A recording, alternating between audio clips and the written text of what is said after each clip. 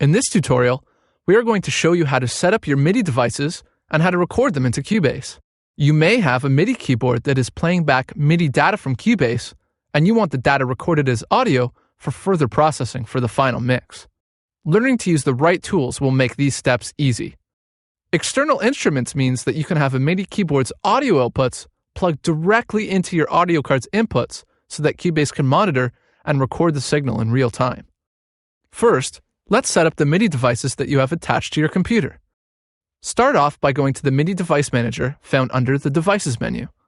Next, click on Install Device so we can add the K2000. Find it in the list and then click OK. You may have another keyboard other than the K2000 in this list. Feel free to select it now. We can then add a MIDI output to the K2000. Select it in the Output pull-down menu. Close the MIDI device manager when you are done. MIDI devices contain all the necessary information to select patches on the MIDI device that you are using. Make sure you see the MIDI device manager in the operation manual for more detailed information. We are now going to set our inputs so that we can listen to the audio output of our keyboard play into the Steinberg MI4 audio inputs. Choose VST connections from the Devices menu. The key command for VST connections is F4. Click on the External Instruments tab. Click on Add External Instrument and type in K2000 into the name field. We want the audio from the K2000 to be in stereo. Choose 1 for stereo returns since the K2000 has a left and right output. We have made a MIDI device earlier, so let's click on Associate MIDI Device and choose the K2000. Click OK to close the Add External Instrument window. Make sure that you select the correct inputs and outputs for your new external instrument bus. Close the VST Connections window and select the Loop 2 track.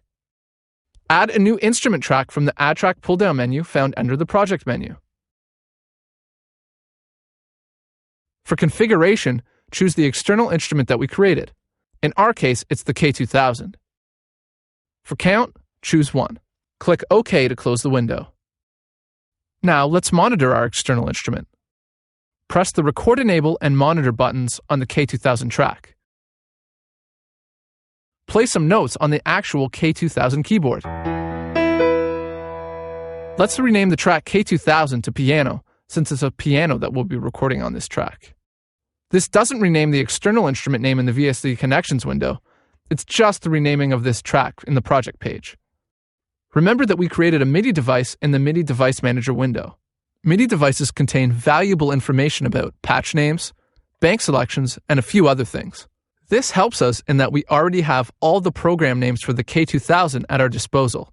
Click on the Programs button in the inspector and choose the Stereo Grand Piano sound. If your MIDI device is different from the one in this tutorial, choose a piano sound from your device. That's it. We are now monitoring and playing our external instruments. You can add effects and EQ to our external instrument, just like a virtual instrument or an audio track. We'll do this on our next tutorial. For now, let's record some MIDI. Turn on the Record Enable and Monitor buttons on the piano track if they aren't already on. If you find the levels low, you can click on the Edit Instrument button and move the Return Gain slider so you can hear more of the external instrument. Press the Record button on the transport panel and record a piano line for our project.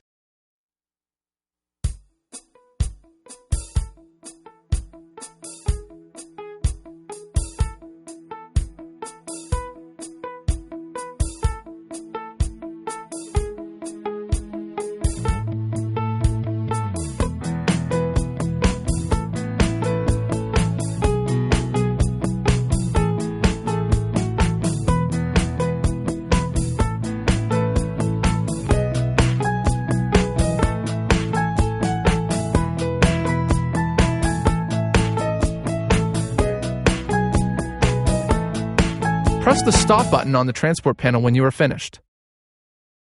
Turn off the Record Enable and Monitor buttons on the piano track so that we don't hear the input anymore and so that you won't accidentally record onto it. Congratulations! You've just recorded your first external MIDI instrument. Move on to the next tutorial as we will be discussing mixing, EQ, effects, automation, and exporting.